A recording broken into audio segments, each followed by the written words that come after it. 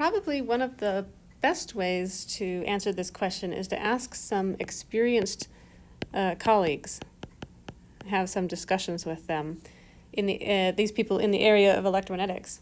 And this is why networking is so helpful, even with people who are outside of your immediate expertise. So I'll put an exclamation point there. If we were to have a discussion with someone working in the area of electromagnetics, we would quickly find out that the most common piece of equipment for these types of measurements is what's called a vector network analyzer, or VNA for short. And it's also known as just a network analyzer. So let's start by learning about what VNAs are and how they work. And later, you're going to gain some experience using a VNA in the lab. Here are a few examples of network analyzers. Some come with their own displays, which you can see here. Some are large for using on a lab bench. Some are they're handheld versions as well.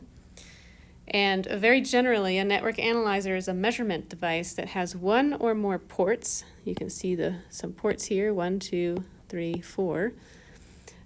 In this case, this one has 4. The handheld one here could have just one port.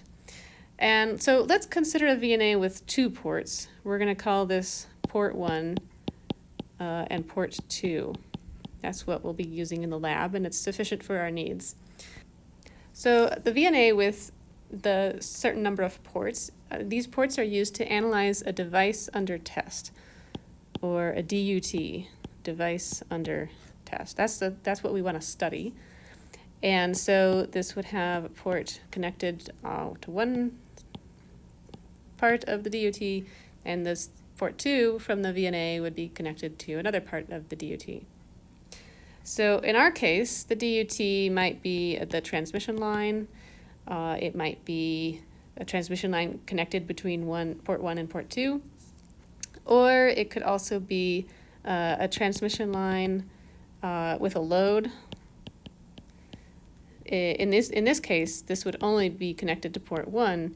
If we want to study just the transmission line itself, in this case, one end might be connected to port 1, and the other end perhaps to port 2. So here, I'll write port 2 not used. And both ports of the VNA can be used to either generate or receive a signal, or both. So if this is port 1, and here is port 2, when port 1 is the source, we can look at different things. We can look at forward transmission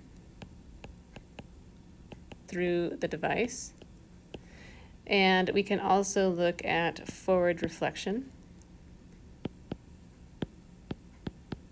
from the device under test. And when port 2, so this is when this port 1 is the source. And if I change to another color, if port 2 is the source, then we can look at reverse transmission in this direction through the device, and we can also look at reverse reflection. It would help to have some mathematical expressions that we can use to analyze the device under test. Let's say we're using port 1 as the source. You can see the source here. In this case, a sinusoidal signal with a voltage amplitude of V1 plus is sent to the device under test through port 1. And so the 1 here is actually a subscript that refers to the port number. So this is going to be something that's different from 3300 in class. In that case, we use the 1 to denote the incident signal, the first traveling signal. In this case, we're going to, in 3305, when we're talking about this device, this VNA, we're going to be using port numbers. And we're using a capital V because the VNA operates in the frequency domain. So in class, you might remember that we had used V0 plus to represent the sinusoidal steady state to differentiate from the multiple reflections we can get, V1, V2, V3, and so forth in the time domain. So here, just remember that the subscript denotes the port number.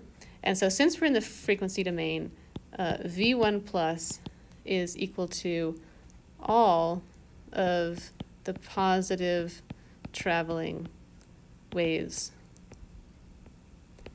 together, not just the first one. And the positive direction is towards the device under test. It's away from the VNA.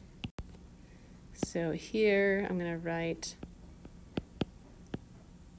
used in 3300. So it's equivalent to V0 plus for port 1. Now, as the signal excites the device under test, some energy might get reflected back to port 1 of the VNA, and all of those waves together, all the reflections together, would be this V1 minus in the frequency domain and corresponding to port 1. And at the same time that some of that energy might be reflected back to port 1, some energy might also travel through the device under test, and it could exit towards port 2. And so that we'll call V2 minus. The 2 denotes the port number. Minus just means that it is back towards the VNA. That's the negative direction. Take a moment and write a mathematical expression that would give us information about the reflection coefficient and the transmission coefficient using the VNA and the device under test, and using the notation that we're using here. How would you write these expressions? And write it for when port 1 is the source.